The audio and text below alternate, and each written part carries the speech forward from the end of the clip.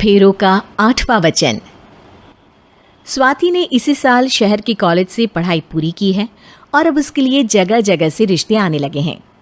स्वाति से ज़्यादा उसके रिश्तेदारों को उसकी शादी की चिंता है, इसीलिए जो भी स्वाति के घर आता वो किसी नए लड़के की खबर ज़रूर ले आता। अरे दीदी, ये फोटो देख के बताओ कैसा है। राहुल नाम है लड़के का, मेरी सहेली की बहन का बेटा है। अपनी स्वाति के साथ एकदम प्यारी जोड़ी लगेगी इसकी। ज़रा दिखाना, फोटो तो बढ़िया लग रहा है। कोई गलत आदत वादत तो नहीं है ना इसे? और कमाता कितना है?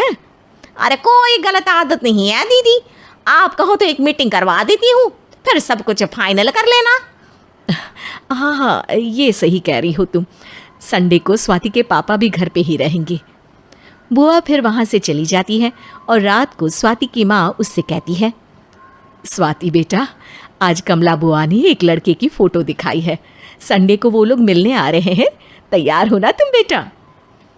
अरे मम्मी, आप कहाँ कमला बुआ के चक्कर में आ जाती हो? अभी इतनी जल्दी कोई शादी वादी नहीं करनी है मुझे। अरे बेटा, अच्छा लड़का है, बुआ जानती है उसे अच्छे से। हाँ स्वाति बेटा, एक बार मिल तो लो, बाद में देखेंगे आगे क्या करना है।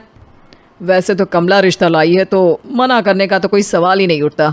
संडे की सुबह होती है और कमला बुआ राहुल और उसके मम्मी पापा को लेकर स्वाति के घर आती है। अरे आइए आइए भाभी, इसे अपना ही घर समझिए। इनसे मिलिए, ये मेरे भैया और ये मेरी भाभी हैं।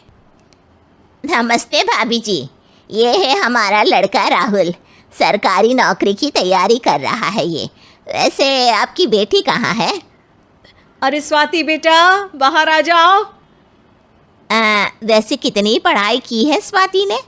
जी, पोस्ट ग्रेजुएट है हमारी बेटी साइंस में।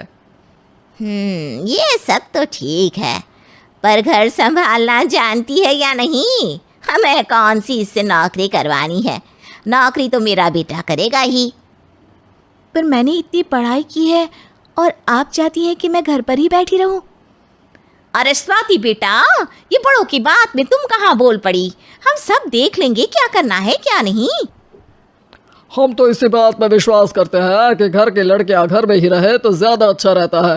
वरना भाई साहब, आप तो आजकल के हाल जानती ही हैं, कितनी घटनाएं होने लगी हैं औरतों के खिलाफ। स्वाति बेटा, रसोई का काम तो पूरा जानती हो ना? शादी के बाद तुम्हें ही संभालना है वो सब। अरे बहुत अच्छा खाना बनाती है ये, आप सब लोग इसकी तारीफ करते नहीं थकेंगे।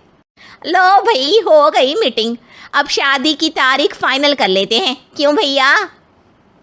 भाई, हम तो पंडित जी से चर्चा करने के बाद ही तारीख फाइनल करेंगे। सालों से हम उनकी बातें मानते हुए आ रहे हैं।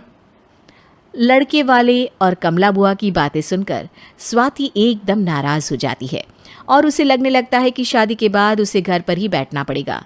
लेकिन घर वालों के आगे उसकी एक नहीं चलती और उसे शादी के लिए हाँ कहना पड़ता है। शादी का दिन आ जाता है और सब मंडप में जमा होते हैं।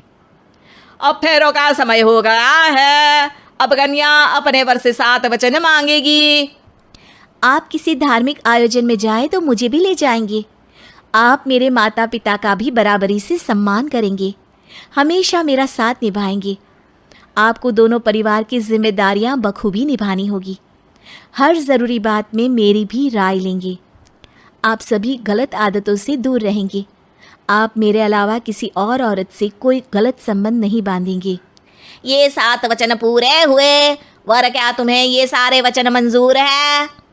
जी हाँ पंडित जी, मैं सारे वचन अच्छे तरीके से निभाऊंगा।